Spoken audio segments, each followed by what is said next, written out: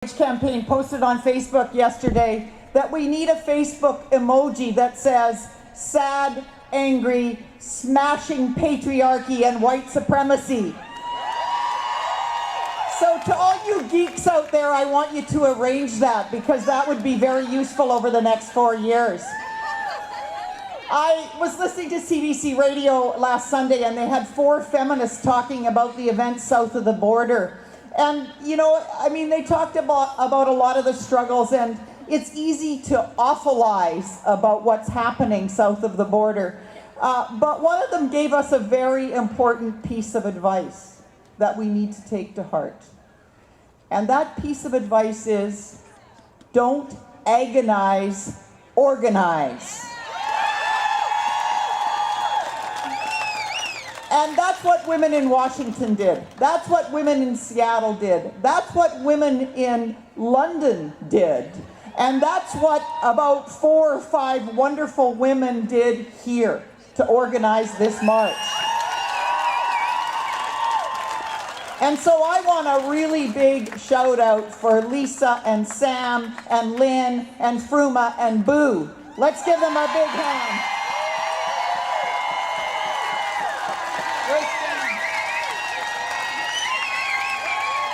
I don't know where Sam is, but 4 of them are here.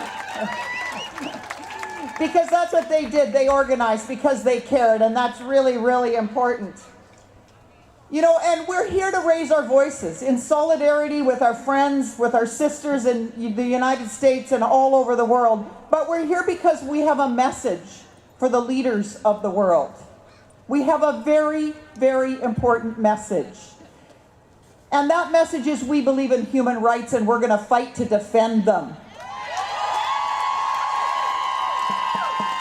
We've been part of many, many struggles for equality.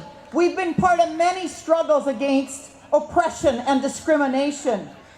And those struggles have made us strong. We fought hard and we've made progress in human rights. Rights for women, rights for workers, rights for people of color, rights for LGBT communities, rights for persons with disabilities, for immigrants to our country, for the homeless, for those who live in poverty. We've made gains, but we have a long way to go.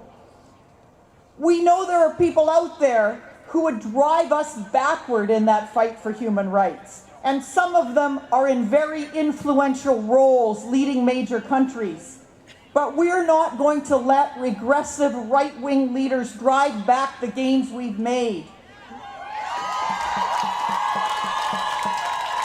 And we're not going to let them stop us from moving forward on those gains. We say every person must be valued. Every person has a right to dignity, to be free of harassment and discrimination, to be free of poverty and despair. That means we need to fight for the things that make our lives better. We need to fight for things like health care, child care, living wages, pensions and benefits, the things that we fought for so hard in the labor movement. We need to fight for decent and affordable housing.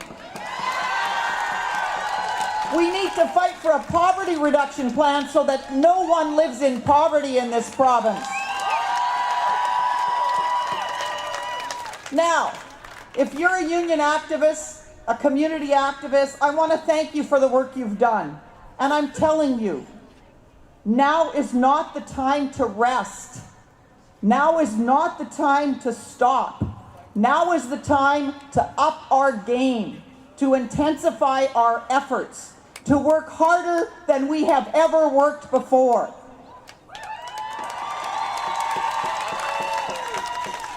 And if you don't describe yourself as an activist, give up that idea. You have to be one now. Because if not you, then who? And for heaven's sakes, if not now, then when?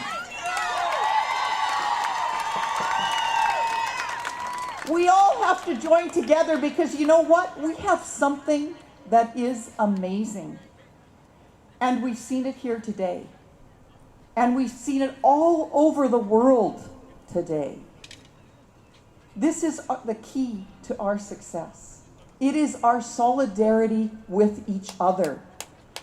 And we have a secret weapon, and that is our numbers. And boy, did we ever see that today. We saw our numbers.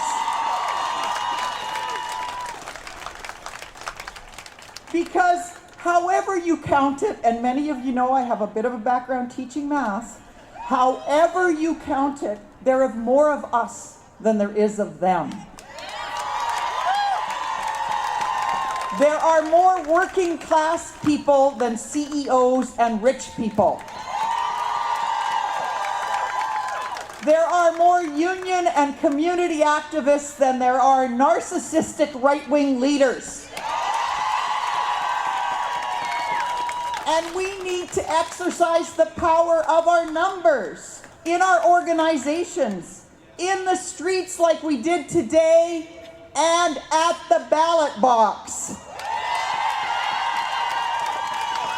Because we need to elect governments that share our values, governments that say diversity is beautiful and it is our strength. Values that say we're going to fight for human rights and dignity for everyone. Values that say we believe in a world that is based on peace, on social justice, on freedom from poverty and inequality. We all have to be activists. We have to put every ounce of energy we have into the struggle for a world based on human dignity, decency, and fairness. And you know what? That world is possible. And we're not going to rest until we get there. And we're going to do it together because remember, we're not going to agonize, we're going to organize. Thank you very much.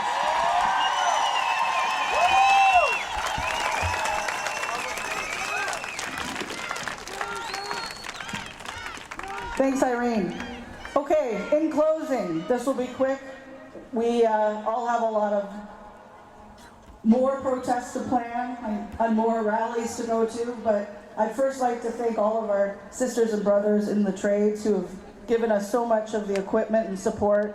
I'd like to thank our sound people who have gone above and beyond to facilitate us.